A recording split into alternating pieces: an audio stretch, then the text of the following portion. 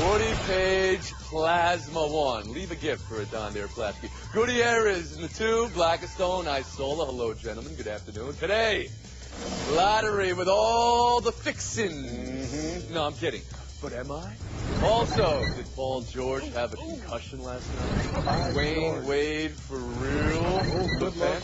And will remote control cars replace Chip Kelly? There we go. I like it. All right, Woody. Welcome to Around the Horn. Here's Tony Reali. That's a true story, by the way. Remote control cars on NFL sidelines right now instead of coaches. Yeah. Also, in today's show, ping pong balls, the usual oddballs. Let's go around the horn.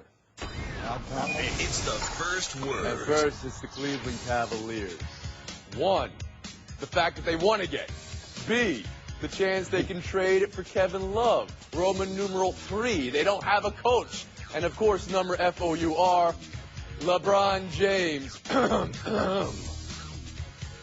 Let's start off with you, Frank Isola, our NBA draft lottery correspondent from all the practice the Knicks have had in years past. What should the Cavaliers do with their number 1 pick? Yeah, I made the mistake. I showed up in Secaucus. It was in Times Square. You got to ask LeBron James who they should pick because you know it's going to start up already. LeBron going back to Cleveland. What I would do if I were Cleveland, I would either trade the pick or trade Kyrie Irving. You cannot have a lot of young guys on your team. It doesn't work. You need a good mix. So you're already hearing things about Kyrie Irving. He's not going to sign an extension when that time comes. So you either have to know that he's going to be there or you trade him because you can get a lot of value for Kyrie Irving. Well, let's say you find out that he wants to be there. They have the number 1 pick. It could be Wiggins. It could be Parker. It could be Kevin Love. That's something that this team should invest in, right? It's not going to be Kevin Love. Kevin Love's already said he wants to go to a big market. He's not going to leave the situation in Minnesota and go to Cleveland. You're thinking along the right lines if you can get a big star, a big-name player like that. But you have to lock somebody up because the last big-name player they had there was from that area, and he left. So you don't believe all Cavaliers' problems are solved by winning the lottery. How about you, KB? I think the last thing the Cavaliers should do is think too much. I think that's what got them in trouble last year when they reached and got Bennett, or even the other year when they reached and got Tristan Thompson. I think they need to take the best player on the board, and that would be Mr. Wiggins. And I think you can live with young guys on your team with him and paired with a guy like Kyrie Irving. I mean, look, Westbrook and Durant were young guys at some point, and look how they've matured together. Look out on the West Coast and look at Golden State's backcourt and how those two guys have matured together, and that team has gotten better and better. I don't think Cleveland can afford right now with their fan base after what they went through last year to go out and reach or even get rid of that pick. I think you got to use that pick. Interesting you say that because the pick would be, like all picks are, well, it's an inexact science. Kevin Love is pretty close to exact science. Let's bring in Israel Gutierrez here. You know what I don't think Cleveland can afford to do? I don't think they can afford to trade the number 1 pick and then have that number 1 pick in the future be a franchise type of player when you just picked Anthony Bennett number 1 the year before, and you know so far anyway that he's not going to be a number 1 or a franchise type of player. So to me, I think you keep the number 1 pick. You probably go with Joel Embiid because by all indications, people are saying the way his ceiling is so high and his growth has been so quick that he can learn the game pretty quickly. And I think you try to trade Dwyane Wade, you try to trade Tristan Thompson, you try to package those players and get another potential player to team with Irving and Embiid, and you cross your fingers that Irving stays. Or if you have any indication that he's going to go ahead and dangle him out there. Last year, this team team tried to package Waiters, as you just said, and Thompson, and the number 1 pick for Kevin Love. Didn't work last year. Any thoughts here that it could work this year, Woody Page? No. I think that all of you are overthinking this, particularly Israel. I just heard that explanation there. Just simplify. Parker is the best player out there. He's got the best upside. We've got 4 different answers here. This is wonderful.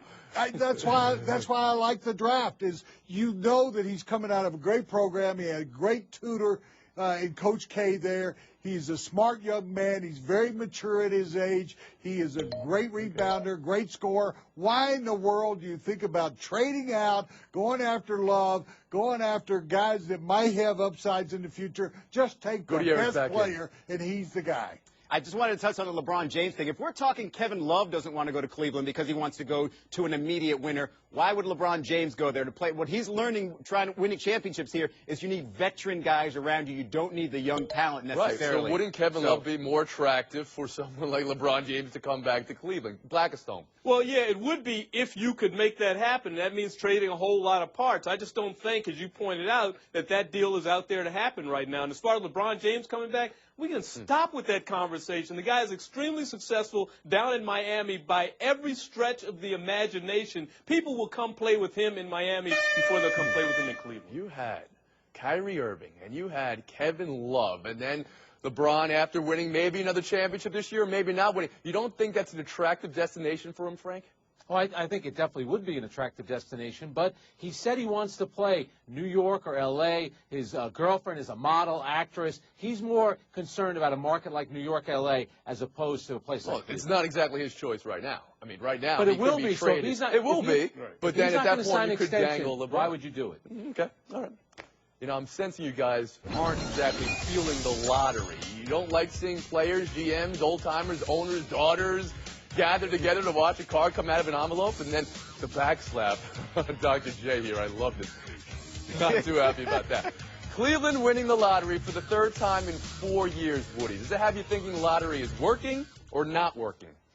Well, I never thought it was working. I see teams tanking every year. I have a solution. We know there's a problem. It doesn't work. Cleveland keeps getting the #1 draft pick. Why in the world is that going to work? I think you take all the teams that are not in the playoffs and you put them one ping pong for each one of them. They get 1/14 of a chance of doing it. That way you spread it around. Every team has the same opportunity. You don't have tanking anymore because you're trying to get into the playoff. That's your reward. Otherwise, you've got a 1/14 chance. That's the way you solve this problem.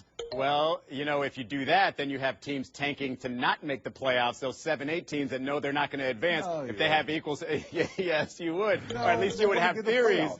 of teams doing that. Look, I don't think it's a perfect system. I don't. Obviously, there have been theories, there have been other suggestions. But the problem isn't necessarily the lottery system. It's the front offices of all these teams that are here over and over and over again. How many times, Cleveland, are you going to have the #1 pick or the opportunity to have the #1 pick because you're making bad decisions along the way? Now, obviously, this is a new GM going into this year, so maybe they sort of elevate themselves and they get out of it. But, you know, when you see the two teams that were sort of mocked mostly for tanking being the Sixers and the Bucks, and they don't get the #1 pick, it just goes to show you that, hey, that tanking stuff doesn't necessarily work.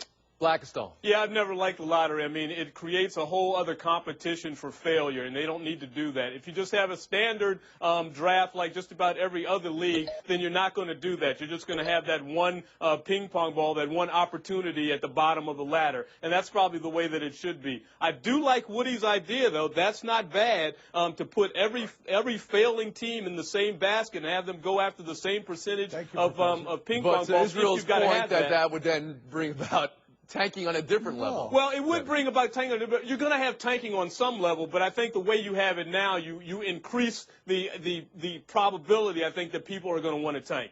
You wouldn't have it the other way. You know what?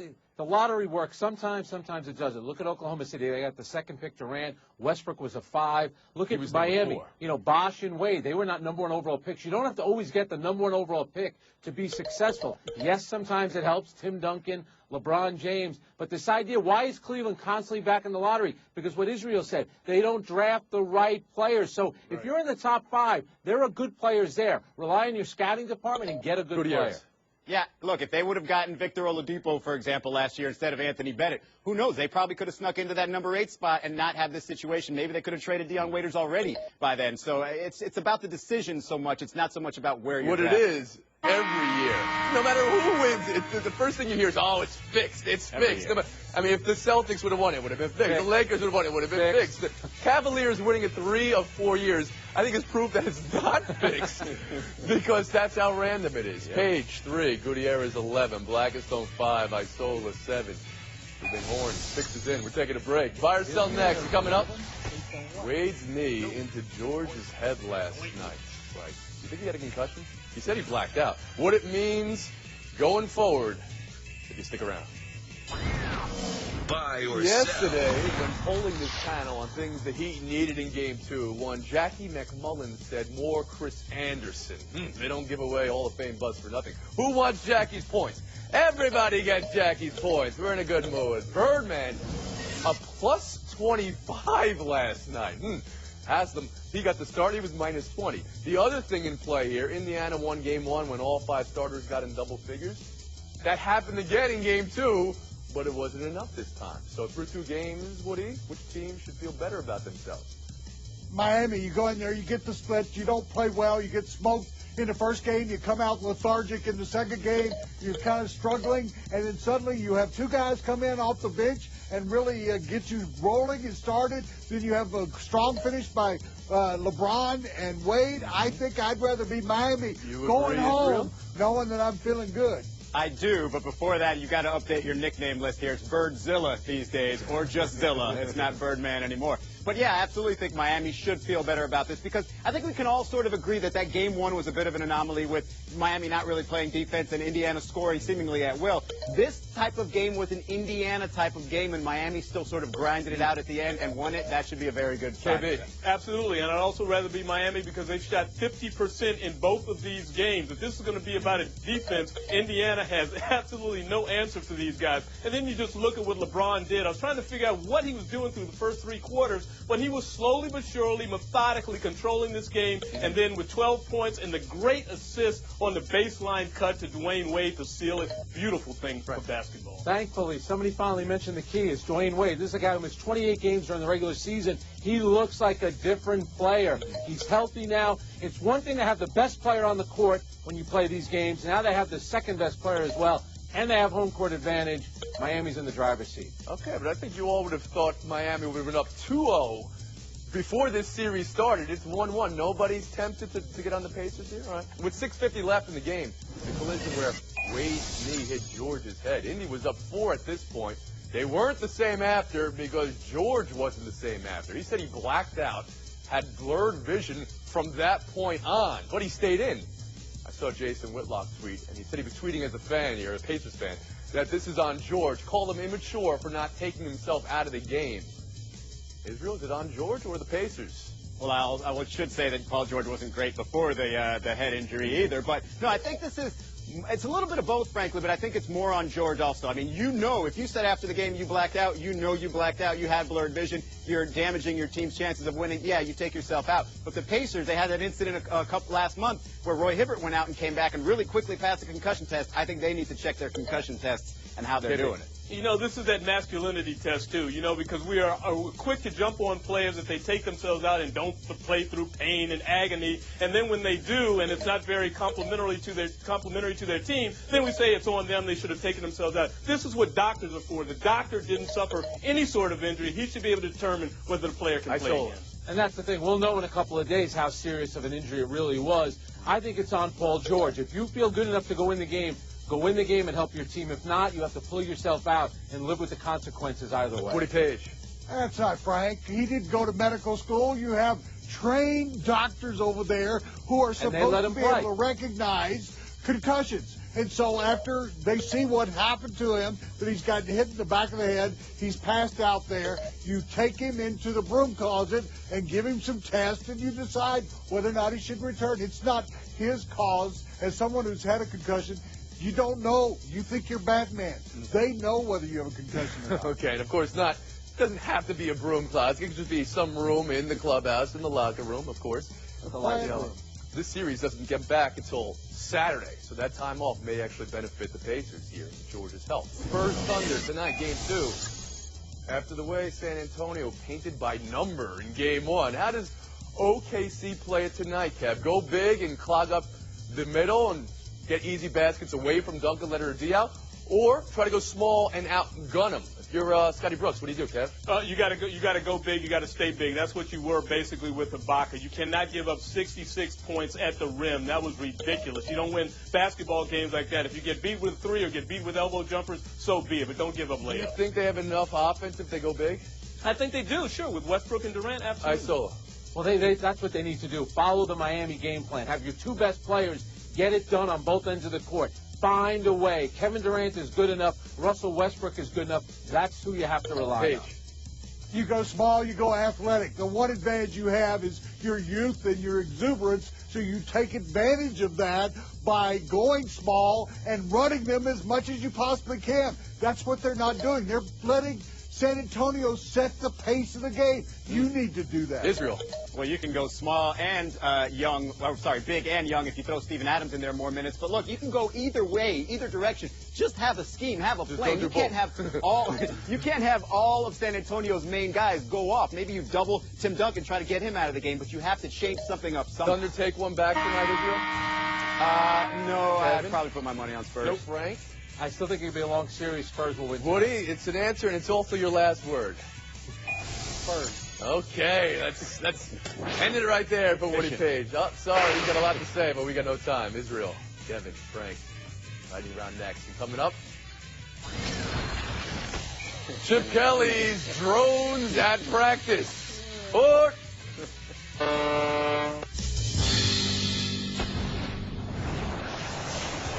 Gutierrez 20, Blackstone 18, Isola 15. Anybody's ball game in the lightning round. Look at the drawings of the new stadium in Minneapolis. For the Super Bowl at night, there'll be moonlight or snowlight or blizzard light coming through that glass. Where do you guys come down on Minneapolis over Indianapolis over New Orleans for 2018, is it? I'm fine with it because all the talk about the weather has to do with the people that are going to be there, like media and whatnot. It has nothing to do with the game. And Right. Jamel Hill said it on Numbers Never Lie. She said it's about the parties. Quote, how am I supposed to look cute when it's -20 outside? Jamel, you'll find a way to look cute. Don't worry Jamel's about getting that. the point, not you, Israel. Go ahead, Blackstone. Well, you know what? I've only been to one Super Bowl as a fan, and that was in Minneapolis, and I had a blast that weekend. And it was cold, and my wife, at the time, she was adverse to cold weather because she's a Southern girl. But you know what? We all loved it up there. And I'm not with her anymore, but that's another story. It had nothing to do with the weather. Go ahead. Okay, do you want to just let it all out right now, Kevin? It's all right. All right, Moving on to Frank, take us home. Hey, congratulations to Minneapolis. They deserve it. It's been there once before. Let's just hope there's an around the horn party like there was in New York. And by the way, Woody Page looked a lot younger in person. I would also say this about the Super Bowl. Roger Goodell controls the weather. It was warm the whole week in New York, especially the day of the game. Don't worry about the weather. Did you guys know NFL coaches are not allowed on the field during this time of the year that they call phase 2 of the offseason? Because did you hear with Chip Kelly's how he's getting around with the Eagles? Remote control cars to simulate motion and run plays.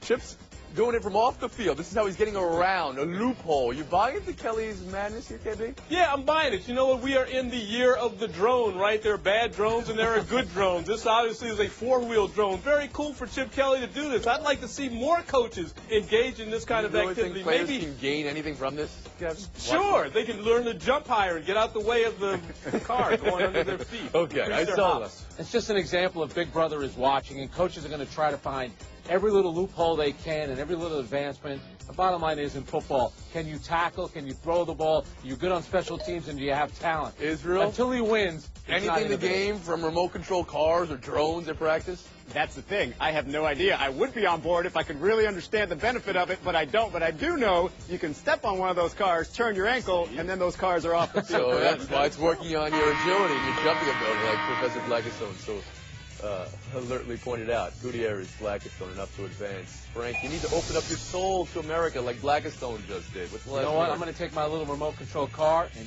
get on out of there. We'll see you next time, Frank. All right, is Kim. Showdown next. 2 enter, but only 1 will leave. And straight ahead, business up top, jazzercise down below. Put.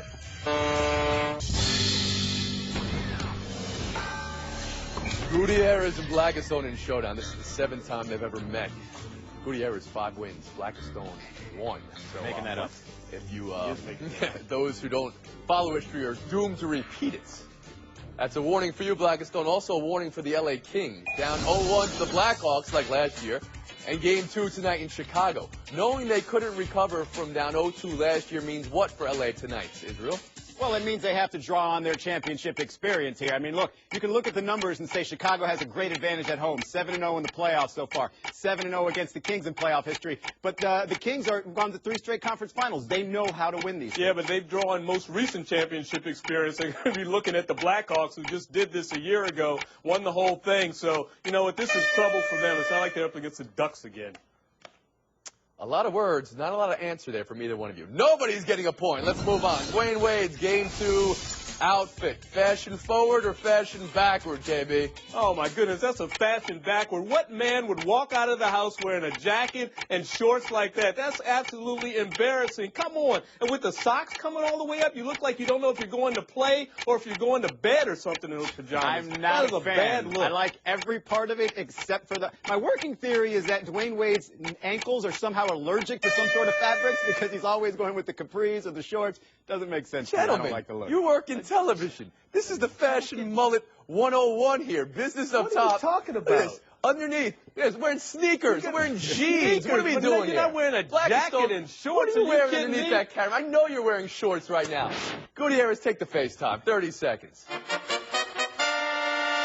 Thank you for that. I don't understand this whole obsession with World Cup soccer and sex for the players because Mexican coach Miguel Herrera has banned his players from having sex during the World Cup, saying, hey, if you can't go 20 days or a month without intercourse, you're not ready to be a professional. What? Because I'm pretty sure they go and they have intercourse while they're a professional at other times, just not during the World Cup. Most importantly, how do you enforce this? Okay, do you come in and say, hey, Javier, you look a little flush. You look like you've had too much fun yesterday. Let's figure that. No, that's nonsense. Stay out of the bedroom, coaches. Please. I like the idea. Scolari is like, you can assume the normal bedroom activity. Just don't be so acrobatic there. Prove that one. They're Brazilian. I don't know. This is how they do it. All right, that's going to do it, folks. Thanks for coming around. On a 23-and-a-half-hour break, we'll see you tomorrow around the horn. Because of Brazilian? All right, Chano, you catch this. I'll give you one career win here. You ready? What makes the Indy 500 the greatest spectacle in racing? Back home again in India. And we are green. Everyone in the grandstands are on their feet. You're now the winner